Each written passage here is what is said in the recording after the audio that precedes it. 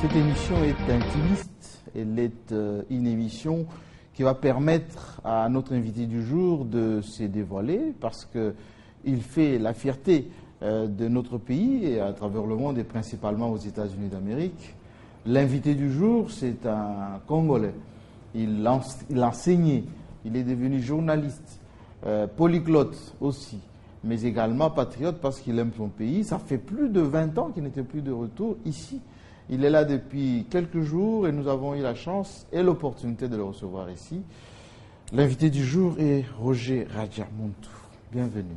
Merci beaucoup, Jean-Marie Kassamba. Roger Montou, journaliste et animateur à La Voix de l'Amérique. Pour ceux qui suivent La Voix de l'Amérique à travers le monde, ils connaissent ce qu'on appelle RM Show. Mais Roger Montou, c'est aussi un Congolais. Alors, je pose une question beaucoup plus directe. Ça fait quelques jours que vous êtes à Kinshasa. Après combien d'années? Après, plus précisément, 28 ans. 28 ans. Alors, quand on quitte son pays depuis 28 ans, Roger Montou, et qu'on revient maintenant, quelle est la première impression en débarquant à l'aéroport?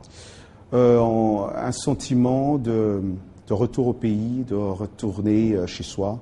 Vous savez, on dit, je pense à une expression en anglais, mais C'est pas grave, autorisez-vous, parce qu'ici aussi on parle en anglais. Merci beaucoup.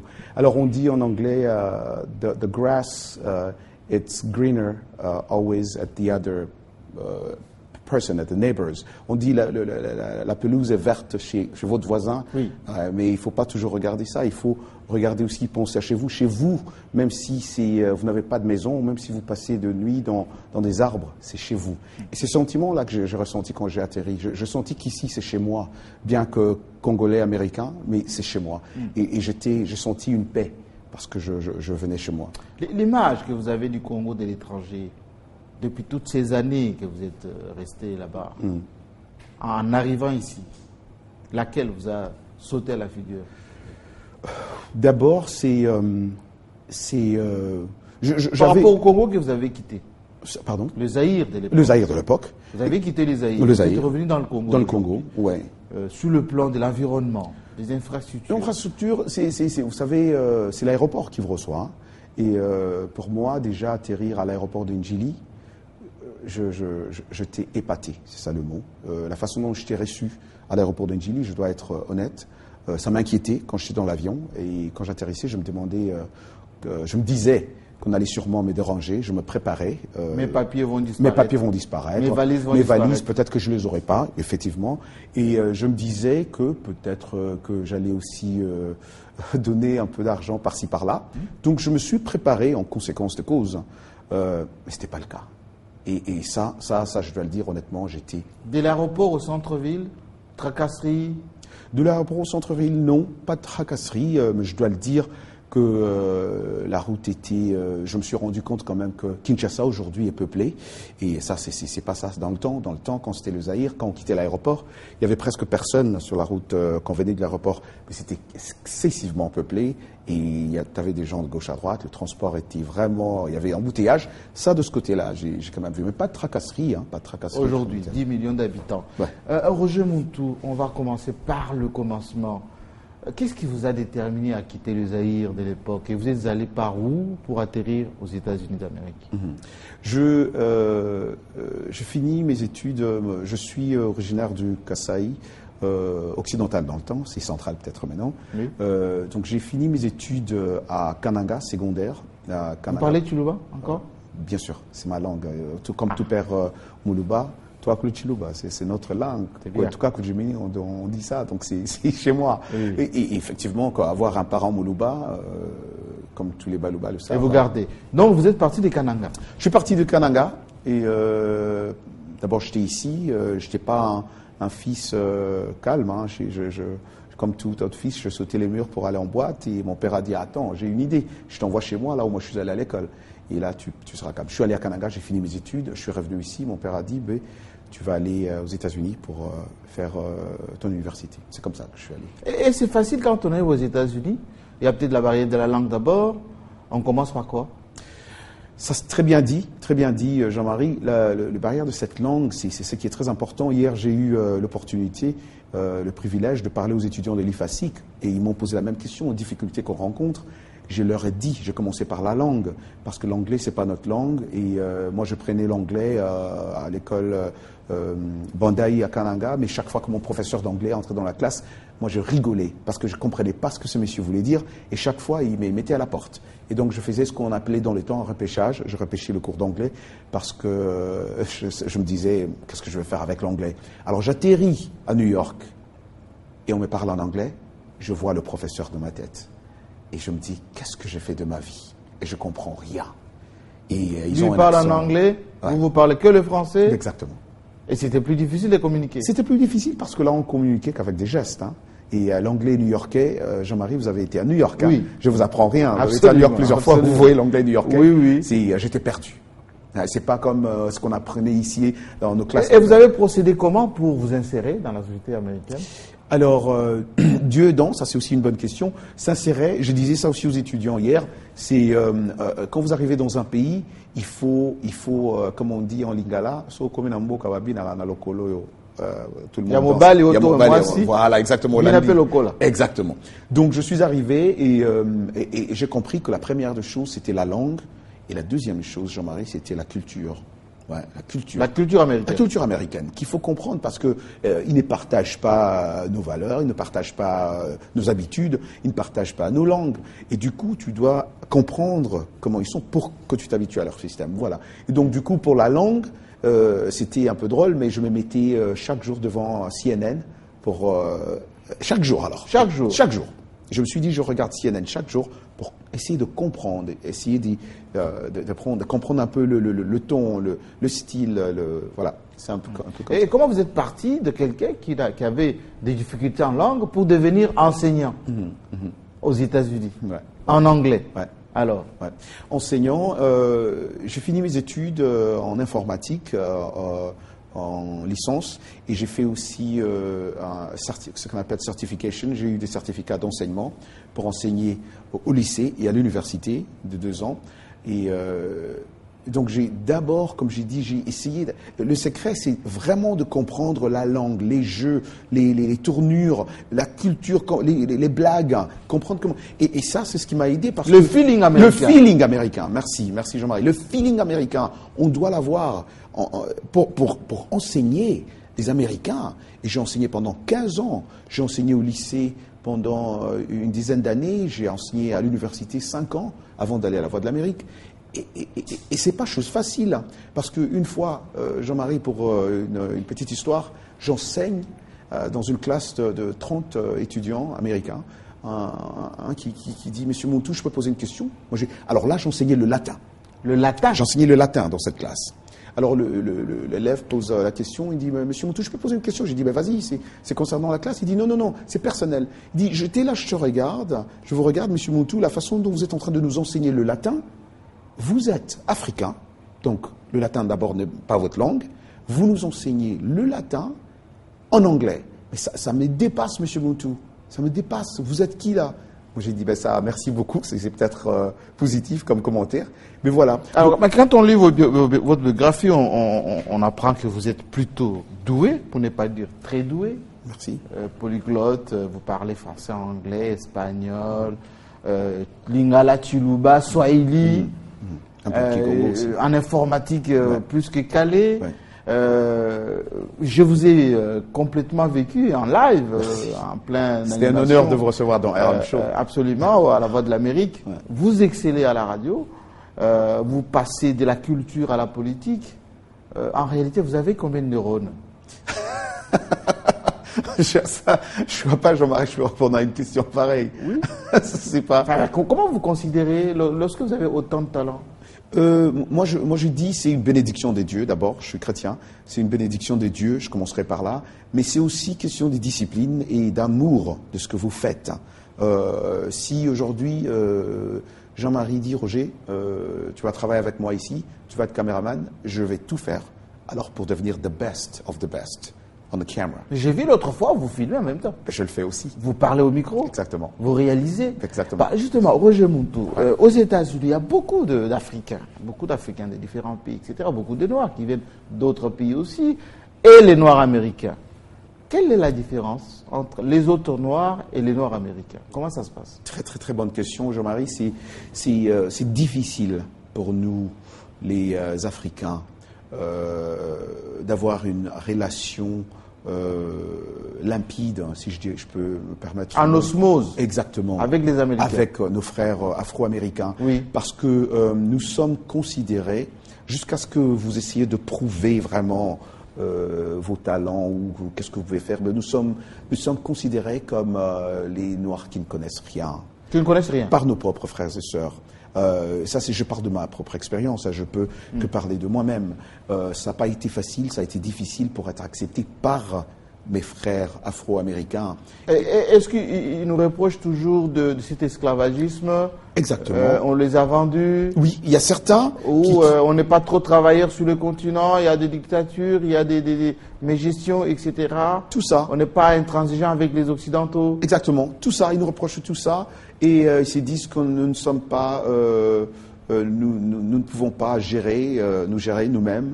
Nous avons des problèmes. Et il y a certains qui croient que nous sommes vraiment ce qu'ils appellent... je ne sais pas comment dire ça, mais des larbins, à la traîne. Voilà, à la traîne. Donc on ne connaît rien. Quand vous venez là-bas, vous dites je suis médecin africain.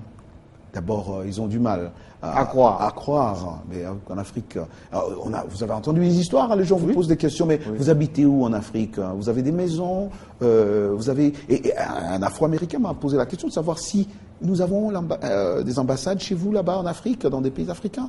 Moi, je dis, ben oui. J'ai répondu par oui, vous avez des ambassades. Il dit, mais c'est où? C'est construit où? Dans des arbres ou quoi? Moi, j'ai dit, ben oui, exactement. Parce que nous vivons dans des arbres, alors vos ambassadeurs... Revenons un peu à vous, Roger Muntu. Il y a beaucoup de Congolais qui vivent aux États-Unis. Vous êtes un peu le modèle de réussite dans tous ces milieux. Merci. Quelles sont les réalités des Congolais des États-Unis? Comment ça se passe? Professionnellement parlant, socialement parlant. Ouais, socialement parlant, vous savez, comme j'ai dit au début, hein, c'est difficile pour nous, d'abord africains, mais Congolais aussi en particulier dans notre communauté, c'est pas du tout facile parce que vous avez toutes ces difficultés de vous insérer, la langue, le métier, la culture. Alors vous avez parlé aussi de l'éducation. Oui. C'est pas tout le monde qui vient aux États-Unis avec l'idée de continuer dans les études, bien que ce pays nous offre des possibilités, beaucoup d'opportunités. C'est pas tout le monde. Chacun vient avec son agenda. L'autre vient juste pour vivre aux États-Unis et l'autre vient pour faire le commerce. Et donc du coup, chacun a ses challenges. Mais ils excellent dans quoi les Congolais là, aux États-Unis? Ils excellent dans. Il y a beaucoup de Congolais aux États-Unis. Dont on ne parle pas trop aussi, hein, des Congolais aux États-Unis, il y a beaucoup qui sont intellectuels, des cadres, qui étudient, des cadres qui sont casés, qu'on n'entend pas beaucoup parler. Des médecins, des professeurs d'université, des ingénieurs, de présidents de compagnies. Ah oui? Oui. Congolais. Des ingénieurs, mais beaucoup. Qui sont les héros dans l'ombre, comme on les appelle. Mais ils ne pensent pas au pays, ils ne pensent pas à faire quelque chose pour leurs parents ici? Mais ils pensent au pays, et moi j'ai eu la chance, dans ma qualité de journaliste, de parler avec certains d'entre eux. Oui. Ils pensent, ils veulent venir investir, mais ils vous diront aussi... Qu'est-ce qui les bloque? Mais ils vous diront aussi que la situation du pays ne leur favorise pas, ou ne leur donne pas, ils ont toujours des blocages. Qu'est-ce qu'ils auraient voulu faire? Qu'est-ce qu'ils auraient voulu avoir? Il y a beaucoup qui aimeraient venir... des avantages? Bon, pas des avantages comme tels, mais moi j'ai rencontré des gens, je crois, ils sont 7 professeurs d'université qui ne sont pas très connus, qui ont par exemple acheté des avions. Des avions. Ils ont acheté en Caroline du Nord. Des avions, des gros porteurs. Exactement. Oui. Et voulaient venir investir. C'était ça leur idée. Alors, ces professeurs se rencontrent chaque samedi pour manger le foufou. Ah bon? Ah ouais, c'est ce qu'ils font. Et ils m'ont parlé, ils m'ont même invité. Chaque samedi, ils se rencontrent seulement. Et qu'est-ce qui est arrivé avec les projets d'avion? Alors, ils se sont dit, on va investir, parce qu'on ne peut pas seulement manger le foufou. Qu'est-ce qu'on peut faire pour notre pays? On achète des avions, on amène chez nous, on investit. Ben, ils m'ont dit qu'ils ont eu été bloqués, des difficultés, parce qu'on leur demande trop de papiers, des commissions. Par là. Des commissions, c'était ça à la fin. Ils ont dit, parce qu'on ne peut pas donner des commissions à tel ou à tel, notre projet. Il aurait fallu nous les présenter, on allait les défendre. Ben, ils sont nombreux. Oui. Et ils veulent venir investir. Et ça, si. Mais est-ce que les Congolais s'organisent aux États-Unis en communauté, en association, pour défendre leurs intérêts? Alors, vous savez, les États-Unis, c'est grand, comme vous le connaissez, c'est un continent. C'est immense. Ouais, c'est immense. Et les Congolais sont nombreux aux États-Unis. Moi, je pars de la côte est. Voilà, côte ouest, Midwest au milieu. Oui. Et moi, je suis du côté est, Washington, Maryland et tout ce coin. C'est seulement cette année que les Congolais sont décidés, depuis que moi je suis là, de se regrouper et avoir ce qu'on appelle une communauté. C'est cette année. Les Congolais se sont mis ensemble, ils ont voté un président, une communauté. Ah. Ouais, comment il s'appelle? Il s'appelle Jean Mayaka, le président de la communauté congolaise de Washington, que je salue d'ailleurs avec toute la communauté. Et ils se sont regroupés pour maintenant créer cette communauté et commencer à voir comment nous pouvons nous entraider. Mais ils ont quel objectif, ces Congolais? Objectif, c'est d'abord de leur communauté. Ouais, c'est d'abord s'entraider, partager et essayer d'avoir une solution à tout ce problème que le Congolais rencontre. Un Congolais qui atterrit, comme on a dit, à New York, ne parle pas la langue. Il veut avoir un centre, l'assistance, voilà, financière ou économique, enfin, je veux dire, physique.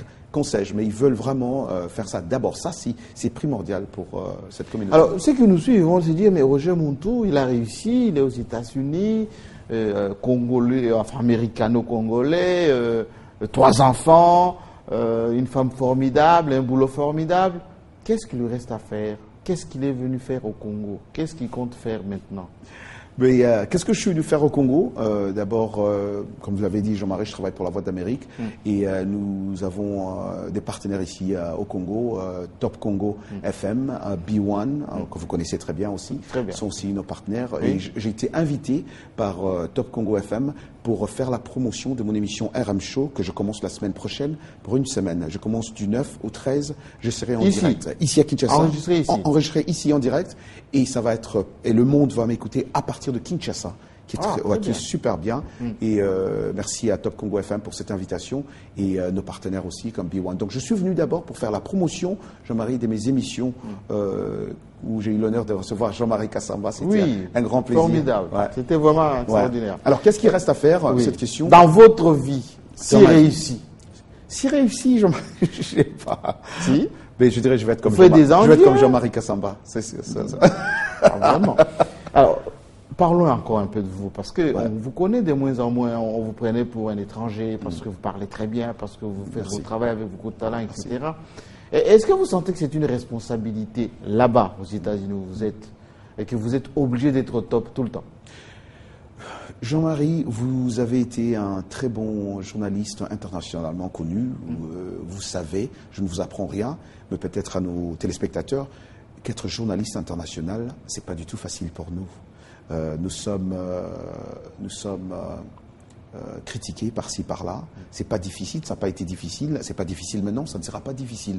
Il faut qu'on se le dise. Mais qu'est-ce qui vous choque le plus en tant que star, en tant que quelqu'un au devant de la scène? Ce qui me choque le plus, parce que c'est ce que nous devons prouver plus pour montrer ce qu'on peut faire. Je suis chanceux, j'ai dit merci à la Voix de l'Amérique, VOA Afrique en particulier, où je travaille.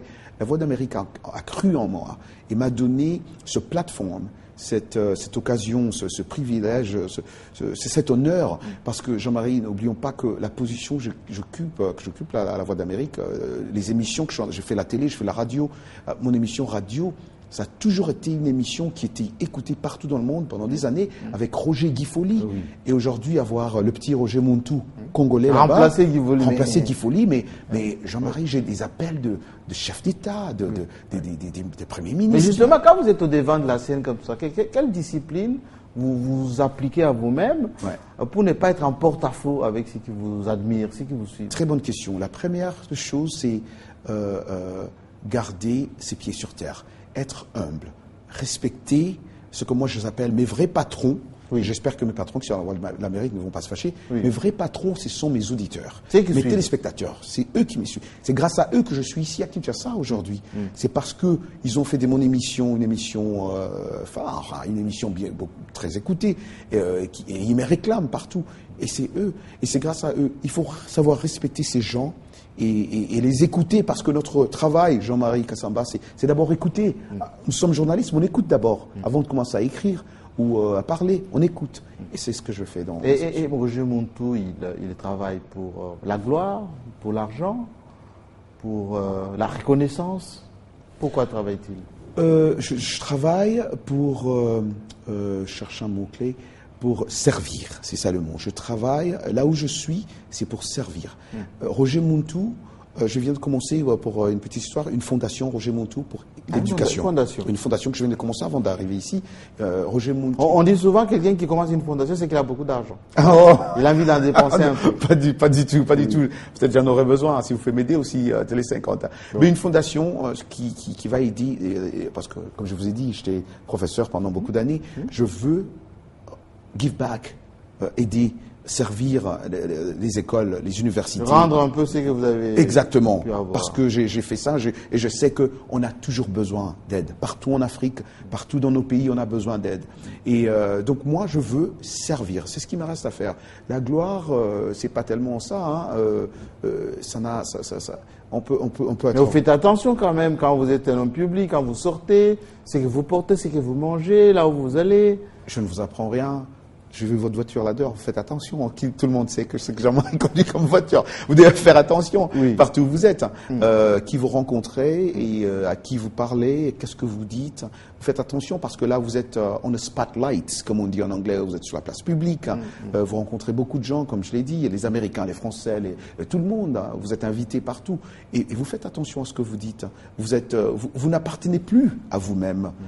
Jean-Marie Kassamba appartient pas seulement à Jean-Marie Kassamba, il y a tous les téléspectateurs de Télé 50 qui sont là-bas. Donc si Jean-Marie est en train de prendre un petit café, il y a un monsieur qui reconnaît Jean-Marie. Voilà, et qui fait son commentaire à son Qui fait niveau. son commentaire. Voilà, alors, et à titre personnel, vous avez 3 enfants, une femme. Et comment ils vivent la célébrité du papa et du mari? C'est facile? Ouais.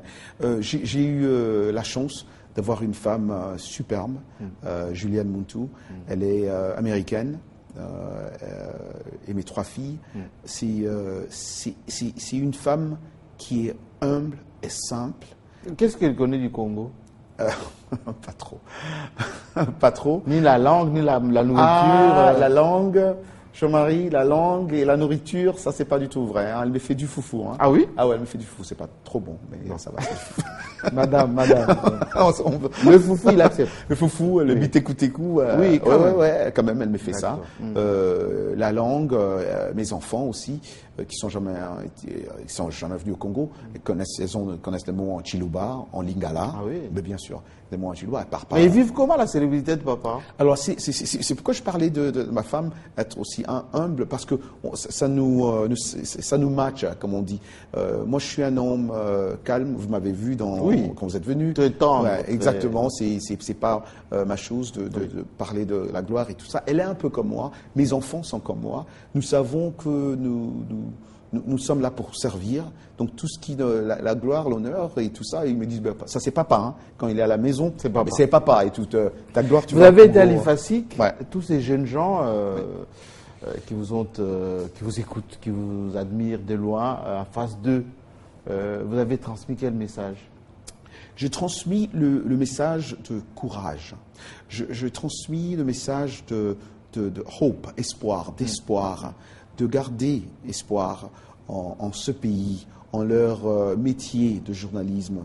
Le journalisme ici a beaucoup changé, on doit le dire.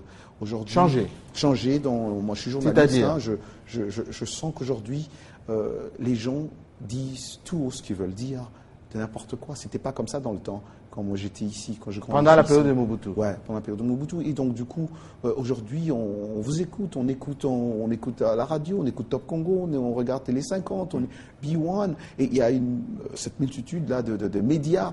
Les gens parlent, l'homme de la rue parle, ce qu'il pense. Donc il y a la liberté d'expression.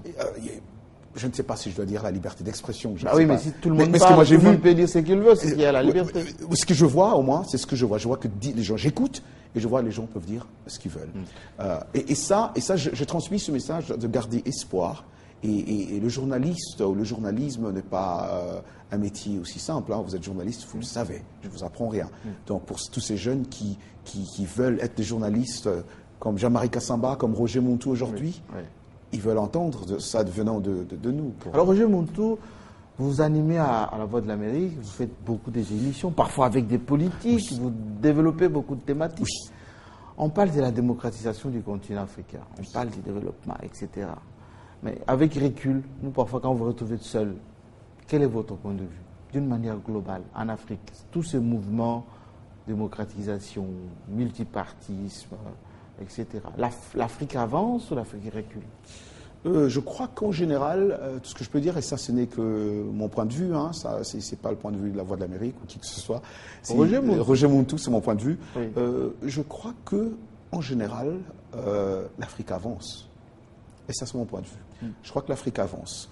Peut-être pas si vite qu'on aimerait. Qu'on aimerait voir, mais je crois que l'Afrique avance. Et j'ai espoir que ça va continuer à avancer. Parce que pendant longtemps, hein, l'Afrique, par beaucoup, a toujours été négligée. Hein, donc je crois qu'il est temps que l'Afrique et les Africains se prennent en charge, comprennent que leur continent leur appartient, que c'est eux, l'Afrique, c'est eux qui doivent être soudés en général, parce qu'on ne peut pas comprendre. Regardez, je parlais des États-Unis. Les États-Unis, c'est un grand pays où il y a des États, et ces États, c'est comme les pays.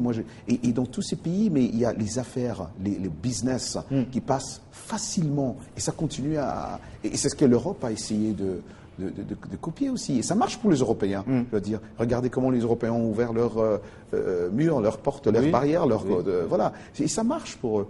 Et c'est ce que j'ai dit, je crois que l'Afrique, le jour où l'Afrique arrivera à faire ça, où vous n'aurez pas de problème d'aller investir au Cameroun sans problème, aller en Angola, revenir sans problème, je crois que l'Afrique va continuer à avancer. Et j'espère qu'on va... Absolument. Nous sommes à la fin de cette émission. Vous n'allez pas échapper au oui ou non.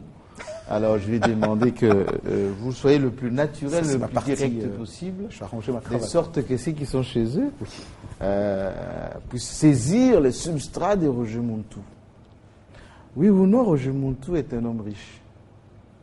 Non. Oui ou non, Roger Montou est un homme fidèle avec sa femme? Oui. Oui ou non, Roger Montou n'a pas envie de faire de la politique? Non. Oui ou non, Roger Montou ne viendra jamais vivre au Congo?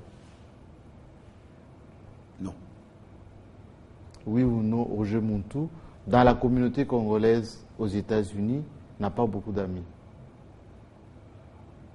Oui. Oui ou non, Roger Montou, lorsqu'il est en famille, il oublie son travail? Non. Oui ou non, Roger Montou est raciste? Non. Je suis pas une femme blanche. De toutes les réponses, laquelle est fausse?